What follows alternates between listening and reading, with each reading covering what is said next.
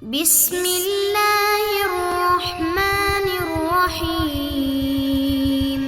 من الشیطان الرجیم بسم اللہ الرحمن الرحیم وقضینا الی بنی اسرائیل فی الکتاب لتفسدن فی الارض مرتین ولتعلن علوا کبیرا وقال اللہ تعالی فی مقام آخر لتجدن اشد الناس عداوۃ للذین آمنوا اليہود والذین اشرکوا وقال النبی صلی اللہ علیہ وسلم اخرج اليہود من جزیرۃ العرب او کما قال النبی صلی اللہ علیہ وسلم رب اشرح لی صدری ویسر لی امری واحلل عقدۃ من لسانی یفقہوا قولی رب زدنی علما رب زدنی علما رب زدنی علما۔ میرے محترم بھائیوں، بزرگوں، معززات، موقرات، پردہ نشین ماؤں بہنوں، احباب اس بات سے آگاہ ہیں کہ اس وقت مسلمانوں کے ایک عظیم مرکز شام اور موجودہ فلسطین مسلمانوں کا قبلہ اول جہاں یہودیوں کے قبضے کے اندر ہے، وہیں پر امت مسلمہ اس معاملے میں شدید کرب اور تکلیف میں مبتلا ہے کہ اس وقت پوری دنیا کا کفر یہودیت کے ساتھ کھڑا ہے اور امت مسلمہ خون کے اندر جو ہے وہ نہلائی ہوئی ہے، اور 57 سے زیادہ اسلامی ملک ہر قسم کی طاقت رکھنے کے باوجود جو ہیں اس وقت جرت اور طاقت سے کا مظاہرہ کرنے سے محروم ہیں، جس وجہ سے ہر مسلمان ذہنی طور پر یقیناً تکلیف اور پریشانی میں مبتلا ہے۔ لیکن ایک مسلمان کے لیے قرآن مجید نے ہر معاملے کے اندر بڑی واضح الفاظ میں رہنمائی دی ہے۔ اگر ہم اس چیز کو تھوڑا سا قرآن مجید کی روشنی کے اندر دیکھیں تو ہمیں بنی اسرائیل کی تاریخ جو ہے اگر اختصار سے ہم دیکھیں تو یہ بات واضح ہو جائے گی کہ یہ قوم یہود ہمیشہ سے خباثت، فساد اور زمین کے اندر بربادی کے اندر جو ہے ہمیشہ ان کا کردار منفی رہا ہے، اور انہوں نے بدترین ذلت اور رسوائی اٹھائی ہے۔ اللہ تعالیٰ نے سورہ بنی اسرائیل جو سیدنا یعقوب علیہ السلام کے نام پہ سورت ہے، یہ خطہ عظیم جو فلسطین اللہ کی قبل مسلمانوں کا قبلہ اول اور بابرکت سرزمین ہے، یہ لوگ جو ہیں سیدنا یوسف علیہ السلام کے بھائی جو تھے سیدنا یوسف علیہ السلام کے پاس مصر میں آ کے آباد ہوئے، اور ایک عرصہ انہوں نے مصر کے اندر گزارا۔ پھر اس کے بعد یہاں فرعون آیا، مصر کا حکمران بنا، اور اس نے پھر ان لوگوں کو جس انداز سے جو ہے وہ کاٹا، قرآن مجید نے وہ انداز بیان کیا کہ لوگوں اس وقت کو یاد کرو وَإِذْ نَجَّيْنَاكُمْ مِنْ آلِ فِرْعَوْنَ، جب فرعون سے ہم نے تم کو نجات دی، يَسُومُونَكُمْ سُوءَ الْعَذَابِ، یہ دور ان کے لیے انتہائی کربناک ذلت کا دور تھا۔ ان کے بچے کاٹ دیے جاتے، عورتیں جو تھی وہ غلام اور جو ہے وہ لونڈیاں بنا لی جاتی۔ پھر حالات نے اللہ نے ان پہ شرامت کی، سیدنا داؤد علیہ السلام جو تھے اللہ نے ان کے ہاتھوں ظالم جالوت کو قتل کروایا، سیدنا داؤد علیہ السلام کو نبوت دی، اور یہ بنی اسرائیل جو تھے پھر ان لوگوں کو اللہ نے سیدنا داؤد علیہ السلام کے ذریعے دنیا میں عزت اور عروج عطا کیا۔ یہ ان کا پہلا عروج تھا جس کے نتیجے کے اندر سیدنا سلیمان علیہ السلام نے یہ سارا شام کا علاقہ پھر آباد کیا، اور سیہون 3 پہاڑیاں تھی، یہ فلسطین کا جو علاقہ ہے یہاں سیہون پہاڑی جو تھی وہاں پر سیدنا داؤد علیہ السلام نے اپنی جو چھونی بنائی جہاں سے جہادی لشکر روانہ ہوتے، اور اسلام کا لشکر جو ہے وہ پھر کامیابی اور فتح کے ساتھ لوٹتا۔ اور اس کے بعد سیدنا سلیمان علیہ السلام کا دور تھا، اللہ نے یہ بھی ان کی عزت کا دور رکھا، اور یہ جو آج کل ہیکل سلیمانی ہے جس کے اوپر جو ہے یہود جو ہے وہ قبضے کا دعوے دار ہے، کبھی آپ نے اس چیز کو دیکھا ہو کہ ایک دیوار ہے جو دیوار گریا کے نام سے معروف ہے، یہودی آج بھی اس دیوار کے گرد ماتھا ٹیک کر کے جو ہے اپنی عبادت کا جو ہے وہ دعوے دار ہے اور عملی طور پہ اس پہ کھڑا ہے. اور یہ ہیکل ایک بہت بڑی بلڈنگ ہے جو سیدنا سلیمان علیہ السلام نے تعمیر کی تھی. پھر ان کے بعد یہ لوگ جو ہیں جب زمین کے اندر فساد اور تباہی بربادی پہ اتر آئے، اللہ نے پھر بخت نصر بادشاہ جو تھا اس کو مسلط کر کے ان لوگوں کا کلا کما کروایا اور یہ لوگ بدترین طریقے سے کاٹے گئے اور ذلیل ہو کر کے یہ زندگی گزارنے پہ مجبور ہوئے. یہ ان کا ذلت کا بدترین وہ دور تھا. پھر اللہ نے ان کے اوپر دوبارہ رحمت کی جب بنی اسرائیل کے اوپر جو ہے سیدنا جو ہے عزیر علیہ السلام کو اللہ نے نبی رسول بنا کر کے بھیج دیا. سیدنا عزیر علیہ السلام نے تورات کو دوبارہ لکھوایا، کیونکہ جب پہلے بخت نصر نے ان لوگوں کی اینٹ سے اینٹ بجائی، اس نے نہ صرف تورات کے نسخے جلوا دیے بلکہ اس کے ساتھ جو بھی تورات کا علم رکھنے والے تھے اس نے ان کے سارے علماء جو تھے وہ بھی سارے کاٹ کر کے تباہ کروا دیے، مروا دیے سارے. پھر اس کے بعد سیدنا جو ہے عزیر علیہ السلام نے ان سے کہا بھی تورات لکھو. یہ کہنے لگے کہ تورات ہمارے پاس تو کوئی نسخہ بھی نہیں، ہمارے تو عالم بھی مر گئے. سیدنا عزیر علیہ السلام نے اللہ کی وحی کے ذریعے دوبارہ وہ تورات جو موسیٰ علیہ السلام کو اللہ نے دی وہ دوبارہ تورات لکھوائی. اور پھر اس کے ساتھ ساتھ ان لوگوں کو جو دوبارہ یہ علاقہ فتح ہوا اور یہ عزت سے جینے لگے. لیکن یہی وجہ ہے کہ یہ عقیدت میں پھر اتنا بڑھے کہ یہی یہودی اس محبت عقیدت میں عزیر علیہ السلام کو انہوں نے رب کا بیٹا بنا دیا. پھر یہ لوگ اپنی سرکشی پہ عزت میں کچھ عرصہ گزرے اور پھر یہ جب اپنے کفر پہ آئے اور انبیاء علیہ السلام کو قتل کرنا، نبیوں کو شہید کرنا اور دین کے ساتھ کھلواڑ، حتیٰ کہ سیدنا سلیمان علیہ السلام جن کے ذریعے اللہ نے ان کو عزت دی، ان ظالموں نے ان پہ بھی الزام دے دیا الیاذ باللہ وہ جادوگر تھے. پھر اللہ تعالیٰ نے دوبارہ ان کے اوپر ایک بدترین دور جو ان کے فساد کے بعد دوسری ذلت کا دور تھا، پھر جو ہے رومن امپائر آیا. پھر وہ عیسائی رومن امپائر جو تھا اس نے ان کی اینٹ سے اینٹ بجائی. 6 لاکھ یہودی وہ رومن امپائر اپنے ساتھ قید کر کے لے گیا اور سب کے سب اس نے جو ہے وہ کاٹ دیے تھے اور یہودی پھر مارے ذلت کے جو ہے وہاں سے بھاگے تھے. اور ان کی کتاب کے مطابق آخری نبی جو ہے اس نے کھجوروں والے علاقے میں ہجرت کر کے آنی تھی، یہ وہاں سے بھاگے تھے اور چلتے چلتے یہ خیبر میں آ کر کے آباد ہوئے کہ یہ گھنا کھجوروں کا علاقہ تھا. یہ کھجوروں کے علاقے میں آباد ہونے کے بعد پھر ان کے کچھ قبائل آگے بڑھے اور آ کر کا مزید بھی علاقہ دیکھو، کھجوروں کا کوئی اور علاقہ بھی ہو سکتا ہے جہاں وہ نبی متوقع ہے جس کی پیشین گوئی ہماری کتابوں کے اندر دی گئی ہے، وہ آخری نبی آنے والا ہے. اور پھر 3 قبیلے بنو قینقاع، بنو نذیر اور بنو قریظہ یہ آ کر کے جب مدینے میں آباد ہو گئے. یہ ان لوگوں کی ذلت کی بدترین حالت تھی کہ ان کے رہنے کی جگہ کوئی نہیں تھی. پھر کچھ مارے خیبر میں رہے اور کچھ یثرب اور مدینہ میں. بات عرض کرنے کا مقصد ہے کہ ان کی تاریخ فساد سے بھری پڑی ہے.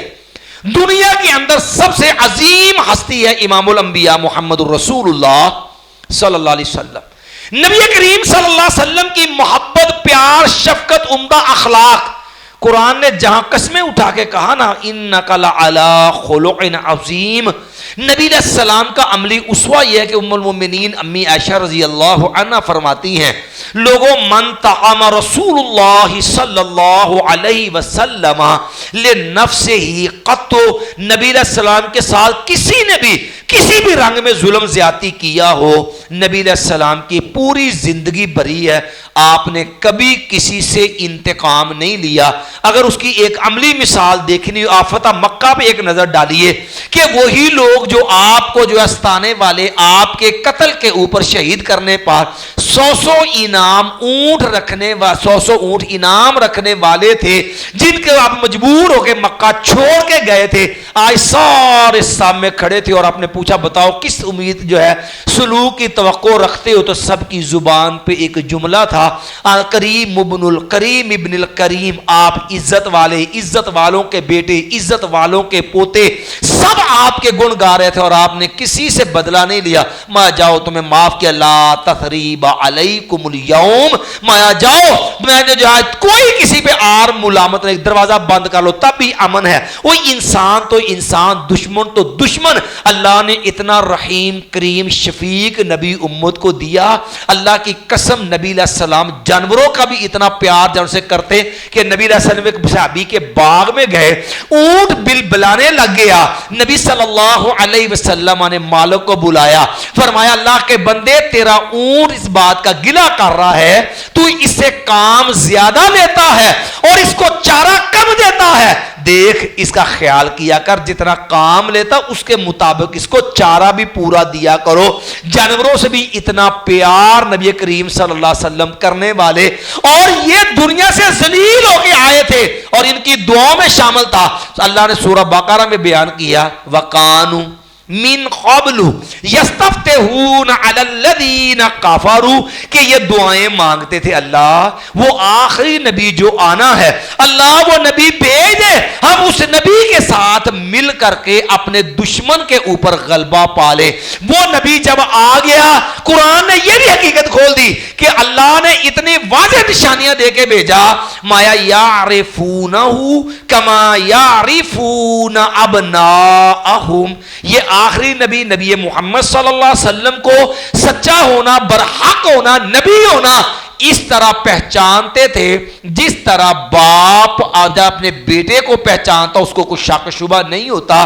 اب وہ نبی پیغمبر رسول آ گئے، ہجرت ہو گئی، نبی علیہ السلام مدینہ تشریف لے آئے، لیکن یہودیت کی خباثت ان کی بدتینتی آپ اس کا اندازے سے لگائیں۔ آپ صرف اختصار سے جو ہے وہ نبی علیہ السلام کی مدنی دور اور یہود کے کردار پہ ایک نظر ڈالیے، آپ کو اس بات کا اندازہ ہو جائے گا کہ یہ لوگ کس قدر ظالم اور فسادی ہیں کہ نبی علیہ السلام جیسا رحیم کریم انسان یہ ان کے ساتھ بھی ظلم زیادتی سے باز نہیں آئے۔ پہلا نبی علیہ السلام کا دعوی مدینے میں آئے، دوسرا سال ہے تو ان کمینوں نے ایک مسلمان عورت پہ ہاتھ اس کا کپڑا باندھا اور اس کو برہنہ کرنے کی کاوش کی۔ مسلمان نے جو ان کے ساتھ ان کو لڑا نے جو روکا تو ان کمینوں نے اس کو شہید کیا۔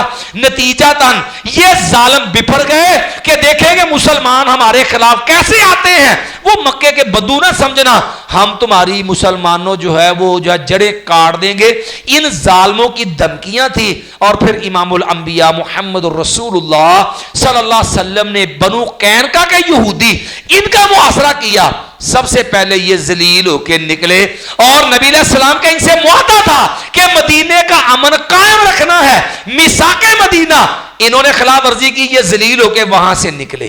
ابھی یہ نکلے ہیں تو پھر ایک بدترین شاعر کعب بن اشرف یہودی، یہ کمینہ شاعر بھی تھا لیکن یہ بدبخت اتنا غلیظ زبان والا یہودی تھا، یہ کمینہ اپنے شعروں میں مسلمان عورتوں کے جو ہے نام لے لے کے ان کے اوپر آوازیں کستا تھا، ان کے اوپر جو حرف زنی کرتا تھا اور نبی علیہ السلام کو اذیت تکلیف پہنچاتا تھا، حتیٰ کہ ان سے بھی وہ معاہدے توڑے۔ پھر نبی علیہ السلام نے اس کمینے کا بھی علاج یہ کیا، آپ نے برملا صحابہ کرام سے فرمایا او میرے ماننے والوں من لقعب بن اشرف، کون ہے جو اس کعب بن اشرف کا علاج کرے؟ فَإِنَّهُ قَدْ آذَى اللَّهَ وَرَسُولَهُ، یہ ظالم اس نے اللہ کو بھی تکلیف دی، اللہ کے رسول صلی اللہ علیہ وسلم کو بھی ستایا، یہ بھی قتل ہوا۔ پھر مسلمانوں کے خلاف ایک اور سازش ان ظالموں نے کی، یہی بنو نذیر یہودیوں کا ایک اور قبیلہ جو 3 قبیلے مدینے میں آئے، ایک ذلیل ہو کے گیا، کعب بن اشرف قتل ہوا، تو تو اب دوسرے قبیلے کی کمینگی جو تھی وہ بھی ظاہر معاہدہ تھا، ہمارے ساتھ کوئی معاملہ ہو ہاں تم ہمارے ساتھ تعاون کرو گے، تمہارے ساتھ کوئی مسئلہ بنا ہم تمہارے ساتھ کندھا جوڑیں گے. یہ میثاق مدینہ کی شرائط کے اندر شامل تھا.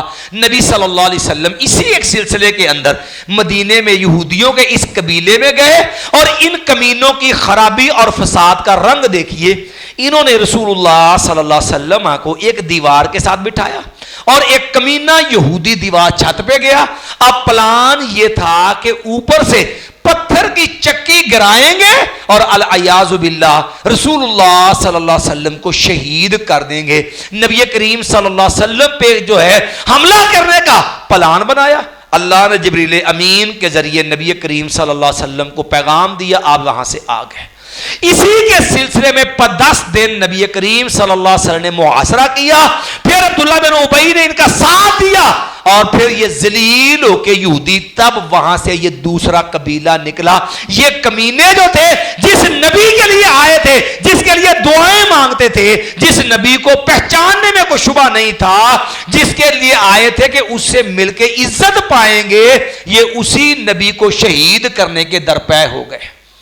اور این جنگ کے اندر تیسرے قبیلے بنو قریظہ نے غداری کر دی.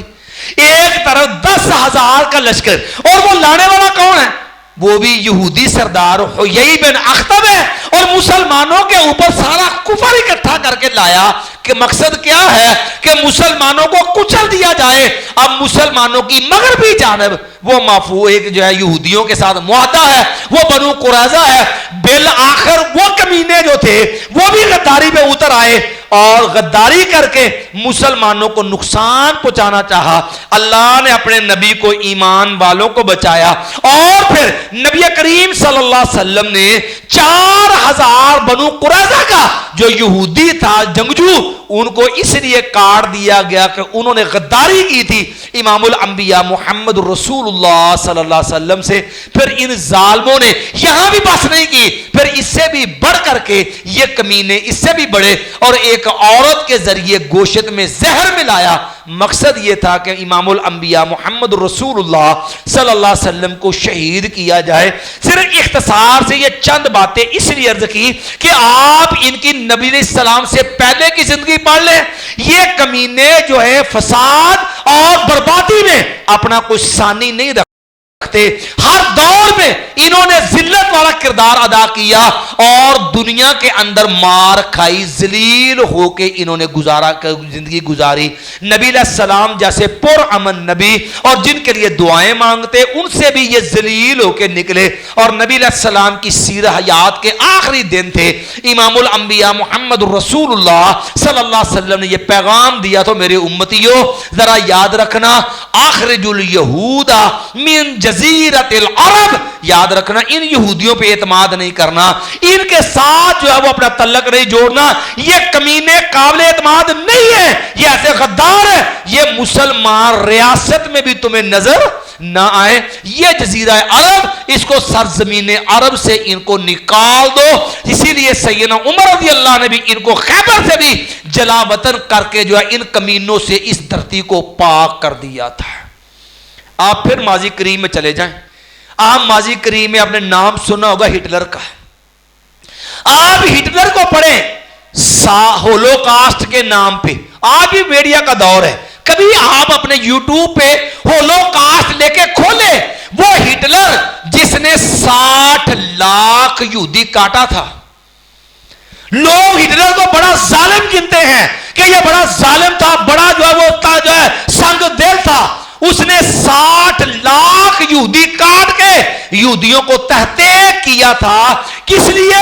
ان کی کمینگی اور خباثت کی وجہ سے کہ یہ کمینے معاشرے کے لیے ناسور ہیں. جب تک یہ رہیں گے دنیا میں امن سکون نہیں ہو سکتا.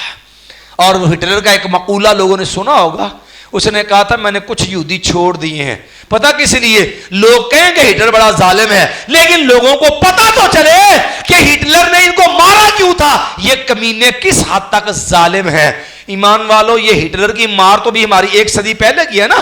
یہی ہٹلر نے جرمنی کے اندر ان کے ساتھ جو کیا، آپ تازہ دے 1900 جو ہے 17 سے 1948 میں پھر وہ 1947-48 کے اندر ان کمینوں نے برطانیہ کی وساطت سے دنیا سے ذلیل ہوئے، ہٹلر سے مار کھائی، اب بھی ان کے پاس کوئی جگہ امن نہیں تھا. یہ ذلیل ہو کر کے دوڑے اور برطانیہ سے ساز باز کر کے پناہ گزین بن کے یہ فلسطین میں آئے تھے. کس لیے؟ کہ ہمارے پاس کوئی ریاست نہیں، ہمارے پاس رہنے کو گھر نہیں، ہم بے وطن ہیں، ہمیں جو یہاں ٹھہرنے کی جگہ دے دی جائے. اور یہ کمینے جو ہے صرف آئے جگہ دینے تھے. اور مسلمانوں کی کمزوری ضرور ہے کہ ان کمینوں نے پلانک کی مہنگے داموں زمینیں خرید کے آہستہ آہستہ باؤنڈری لگا کے اپنی جو ہے ایک ظالمانہ ریاست کا اعلان کر دیا کہ یہ اسرائیل کا قیام ہو گیا ہے. یہ ہے وہ اسرائیل جو آج امت مسلمہ کے خون کے ساتھ کھیل رہا ہے، جس کی پوری زندگی فساد سے بری پڑی ہے. میں نے بڑے اختصار سے وقت کا خیال رکھتے ہوئے آپ کو نبی علیہ السلام سے پہلے ان کے حالات، رسول اللہ کے دور کے اور ماضی قریب کا ان کا کردار رکھا، صرف اس لیے کہ میں اور آپ مسلمان ہیں. اس دور میں اب میری آپ کی ذمہ داری کیا ہے؟ لوگوں کچھ حکمران ہیں، سب سے پہلے ہمارے بدقسمتی ہے 57 سے زیادہ اسلامی ملک ہیں، لیکن وائے افسوس مسلمانوں کا بین الاقوامی طور پہ بھی اتحاد نہیں. چاہے جائے کہ انفرادی طور پہ مسلمانوں کا کوئی اتحاد ہو. آپ کبھی یورپ کو دیکھیں، حالانکہ نبی علیہ السلام نے کیا فرمایا تھا؟ مثل المؤمن فی توادہم و تراحمہم، اور مسلمانوں کی محبت اور باہمی تعلق شفقت پیار میں ان مسلمانوں کی مثال ایک جسم کی مثال ہے. اگر جسم کا کوئی ایک حصہ جو ہے اس کو تکلیف پہنچے تو یاد رکھو پورا جسم بے قرار ہو جاتا ہے. لیکن مسلمان کا دل جو ہے وہ خون کے آنسو روتا ہے کہ مسلمانوں پہ مزائل برسے، مسلمانوں کے گھر جلائے جائیں، غزہ کی پٹی لہو لہان ہو. لیکن افسوس ہے کہ 57 ملکوں میں سے کسی کے اندر دم خم نہیں کہ وہ امت مسلمہ کے مرہم زخم پہ مرہم رکھ سکے. ہمارا المیہ کہ جو ہے کافر کو دیکھو، یورپ نے یورو بنا دیا، مسلمان نہ اپنی کرنسی بنا سکا، نہ اپنا مسلم بلاک بنا سکا. لوگوں مت سمجھنا کہ یہ یو این او یا یہ جو ہے یہ مشنری ادارے ہیومن رائٹس یہ معاون ہوں گے. یاد رکھنا یہ ہیومن رائٹس انسانی حقوق کی تنظیمیں وہ مسلمان کو انسان بھی نہیں سمجھتی. یاد رکھنا مسلمان ایک اللہ کا بندہ روئے زمین کا فرد. یہ ان سے جو آپ توقع رکھیں کہ شاید یہ ہمارا کچھ سوچیں گے، ان کے نزدیک مسلمان انسان بھی نہیں ہیں. ان کے نزدیک انسان صرف ہیومنز ہیں، جو ملحد ہیں، جو لبرل ہیں، جو اسلام سے جو ہے آری ہیں، اللہ اس کے رسول کے منکر ہیں. ان کے نزدیک انسان صرف وہ ہے. آپ مسلمان انسان نہیں ہیں. ہمارا بین الاقوامی طور پہ المیہ ہے، ہمیں اتحاد کی ضرورت ہے.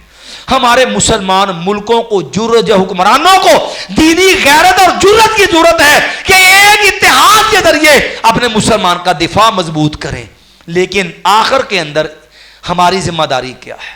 ہم بھی تو مسلمان ہیں، ہم بھی تو کلمہ پڑھتے ہیں. ایک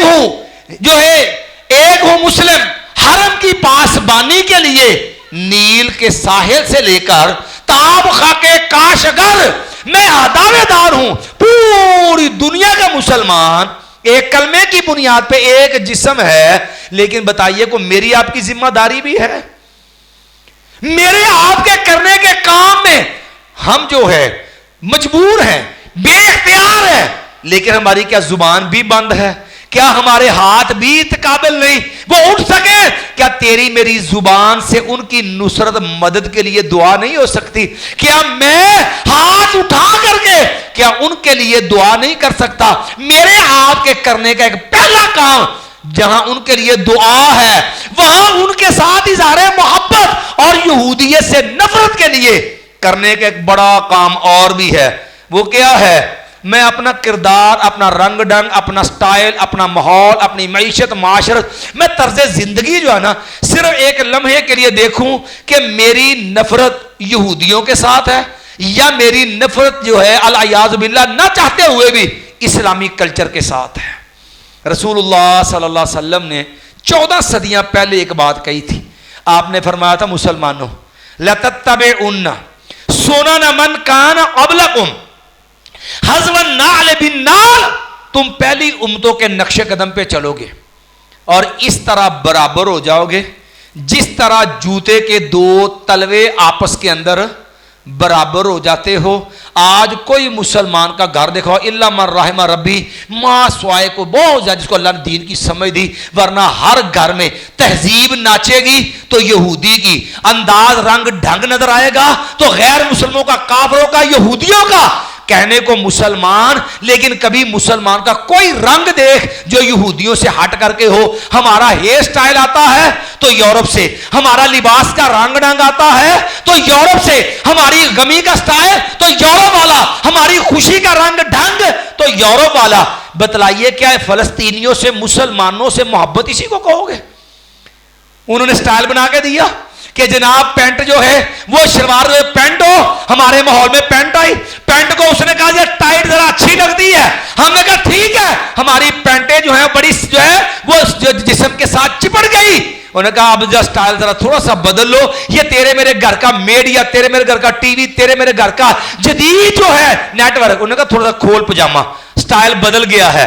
ہمارے پجامے اس لیے کھلے ہو گئے کہ یورپ سے جب نیا سٹائل امپورٹ ہو گیا.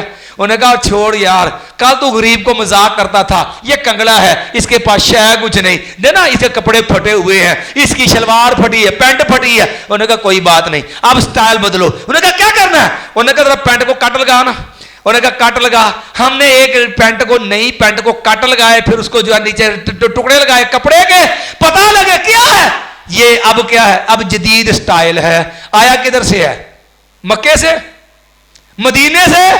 میرے آپ کے بالوں کے سٹائل سے لے کے میرے گھر کے ماحول تک کہاں بات، کون سا مسئلہ ہے؟ آپ بالوں کا سٹائل چیک کر لیجئے. رسول اللہ صلی اللہ علیہ وسلم نے یہاں بالوں تک میں یہودیوں کی مخالفت کی. نبی علیہ السلام مکے میں تھے، یہودی جو تھے وہ درمیان، مکے والے جو تھے وہ درمیان سے مانگ نکالتے تھے. نبی علیہ السلام نے بال سیدھے اوپر اٹھا کے امام الانبیاء محمد رسول اللہ صلی اللہ علیہ وسلم نے مخالفت کی مشرکوں کی. آپ مدینہ تشریف لے آئے، یہودیوں کو دیکھا کہ یہودی جو ہیں وہ سیدھے بال اوپر اٹھاتے ہیں. نبی علیہ الصلوۃ والسلام نے اتنا بھی پسند نہیں کیا کہ میرے بالوں کو بنانے کا انداز جو ہے وہ یہودیوں والا ہو. رسول اللہ صلی اللہ علیہ وسلم نے اپنے بالوں میں درمیان سے مانگ نکالی، اور کس لیے؟ تاکہ میرا انداز یہودیوں کے ساتھ نہ ملے.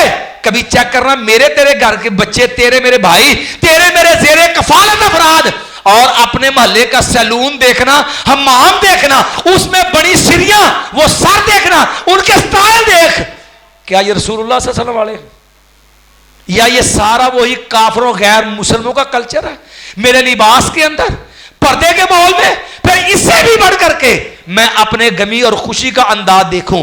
میری شادی خوشی پہ بینڈ باجے، میری شادی خوشی پہ نیم اریاں لباس، اور پھر اس سے بھی بڑھ کر کے مخلوط ماحول. کیا یہ اسلام کی عکاسی ہے؟ میری اگر میں غمی اور موت پہ چلا جاؤں، رسول اللہ صلی اللہ علیہ وسلم نے جو ہے میت کے جو ہے وہ کپڑے غسل دینے سے لے کے دفن تک، دفن سے لے کے اس کے بعد اس کے لیے فائدہ مند اعمال، کون سا کام ہے جو رسول اللہ صلی اللہ علیہ وسلم نے نہیں بتلایا؟ مسلمان کو جنازہ نہیں آتا، مسلمان کا انداز دیکھ. اللہ کی قسم سگا باپ مر گیا ہو نا تو لفظ مولوی جی کو بندہ غسل والا ہے جی. کون فوت ہوا ہے؟ سگا باپ جس نے پالا ہے، اور یہ منہ اٹھا کے بیچارہ پتہ کیا دیکھ رہا، مولوی جی کو بندہ ہے جڑا غسل دے لیندہ ہوئے.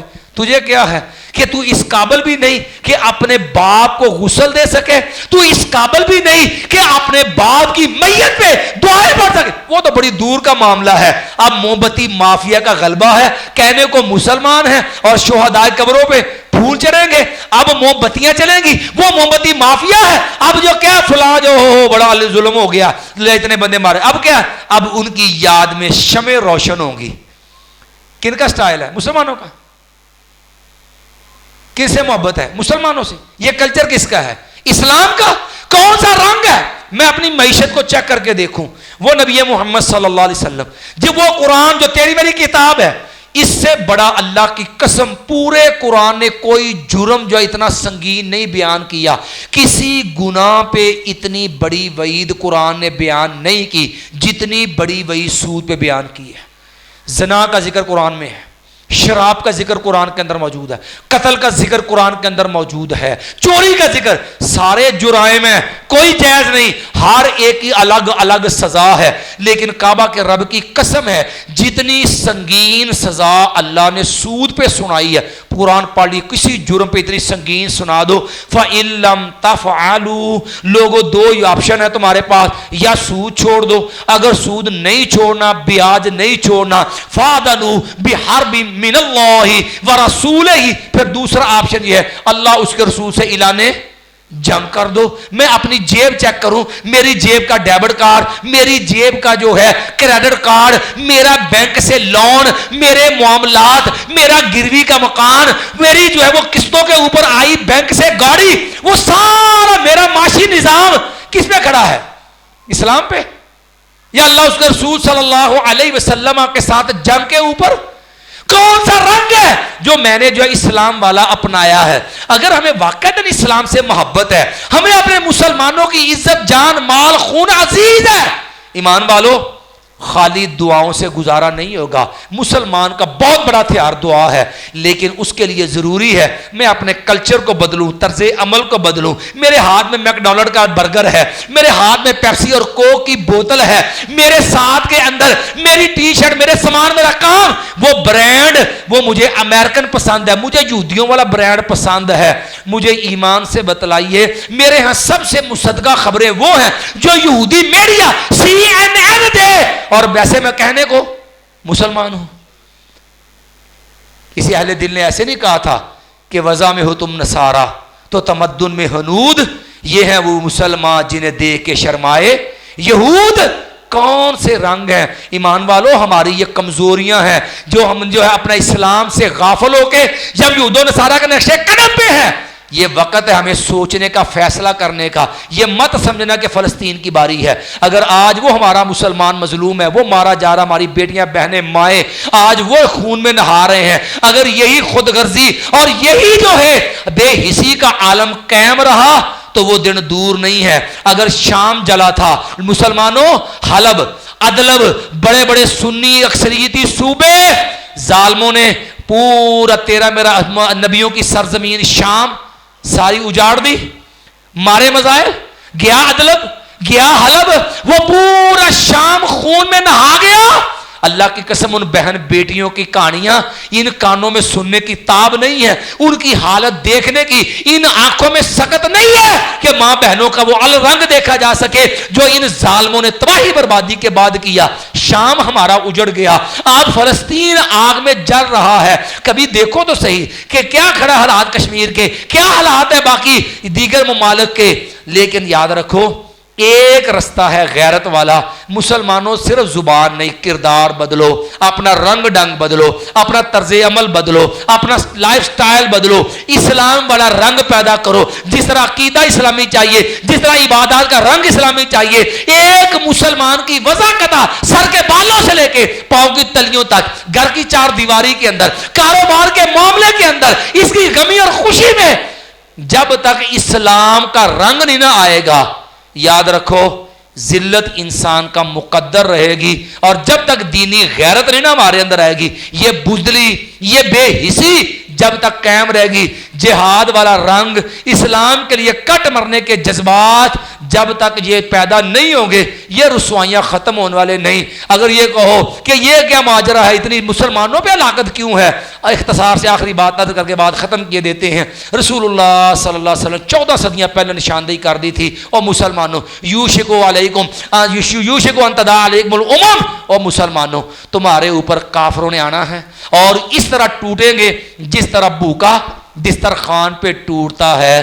اور فرمایا, صحابہ نے پوچھا یا رسول اللہ امن قلت ہے نا, یا رسول اللہ کہ ہم تعداد میں تھوڑے ہوں گے, کیا ہم کمزور ہوں گے؟ مایا کمزور بھی نہیں, اور تمہاری تعداد بھی تھوڑی نہیں ہوگی, لیکن تمہارے اندر ایک بیماری آ جائے گی. پوچھا آقا وہ بیماری کیا ہے؟ فرمایا وہن کی بیماری پیدا ہو جائے گی. پوچھا یا رسول اللہ صلی اللہ علیہ وسلم یہ وہن کیا چیز ہوتی ہے؟ فرمایا حب الدنیا وکراہیت الموت، دنیا سے پیار، دنیا سے محبت، دنیا کے لیے جینا، دنیا کے لیے مرنا، موت سے ڈر، موت سے نفرت۔ ایمان والوں کبھی پرکھ کے دیکھو کیا ہم کہاں کھڑے ہیں، میرا آپ کا میرٹ معیار کیا بن گیا۔ اللہ معاف فرمائے، اب تو رشتہ داریوں تک کا عالم یہ ہے، جس رشتہ دار کے پاس پیسے ہیں اس سے رشتہ داری ہے، جو غریب ہے اسے تعلق ہی کوئی نہیں، اسے پوچھتا ہی کوئی نہیں، وہ غریب کی شادی میں کوئی نہیں جاتا، وہ غریب کے مرنے کے اوپر جنازے میں شریک ہونے کو تیار نہیں، کیوں؟ اس کا پیسہ نہیں ہے نا۔ اب تو لوگوں کی رشتہ داری کا معیار بھی کیا ہے؟ پیسہ، حب الدنیا، اور گھر کے اندر ایک ایک پردہ ہزاروں روپے، لاکھوں روپے کے اندر جو ہے، اور لاکھوں روپے تو ہم لیٹرین میں باتھ روم بنانے پہ لگا دیتے ہیں تاکہ لوگوں کو پتا چلے کہ میرا باتھ روم، میرا پیسہ اس قابل ہے کہ اس پہ پیشاب کیا جائے۔ اور غریب رشتہ دار بھوکا مر جائے، ایسا ٹھیکہ لیا، ساری ذمہ داری ہے۔ اسی اپنا دیکھیے کہ انہوں نے دیکھیے حب الدنیا وکراہیت الموت، اور جہاد، اس کو جو CNN مسلمان کے جہاد کے اوپر بکواس کرے، مسلمان لا علمی جہالت سے، او نہیں جی یہ تے دہشت گردی، اور چند بندہ جا کے لڑنا، یہ کڑا اسلام ہے، نہ سیرت پڑھی نہ سیرت سمجھی۔ جو CNN یہودی نے، جو غیر مسلم نے جہاد پہ شبہات، اشکالات، اعتراضات، جو جہاد کے خلاف گراؤنڈ بنائی، ہم نے بھی آمین کہا بالکل انجی ہے۔ دوسرا جب مسلمانوں کو مارے تو جناب یہ علاقائی مسئلہ ہے، وہ فلسطین میں مسلمان مرے علاقائی مسئلہ ہے، شام میں مسلمان مرے علاقائی مسئلہ ہے، وہ کشمیر میں مسلمان مرے علاقائی مسئلہ ہے، اور جہاں کسی کافر کے اوپر ہاتھ پڑے، نہیں نہیں یہ دہشت گردی ہے، یہ ٹیررسٹ ہے، یہ جو ہے جناب جو ہے یہ دنیا کے اندر فساد ہے۔ اور لوگوں علاج دیکھنا ہو تو جاؤ، 45 ملکوں کا نیٹو اتحاد آیا تھا افغانستان پہ، کون باقی ہے؟ کون جی رہا عزت سے؟ 45 ملکوں کے نیٹو اتحاد جی رہا ہے یا مسلمان؟ اور اگر عزت غیرت سے جینا ہے تو مثال تمہارے سامنے ہے، اپنے دین کی طرف لوٹو، اپنا رنگ تنگ بدلو۔ یہ فسادی ظالم، یہ فساد زیادہ دیر نہیں رہتا، لیکن اس کو بدلنے کے لیے ہمیں خود کو بدلنے کی ضرورت ہے۔ اللہ سے دعا ہے اللہ دین سمجھنے کی اپنی اصلاح کی توفیق عطا فرمائے۔ اقول قولی ھذا استغفر اللہ لی ولکم ولسائر المسلمین۔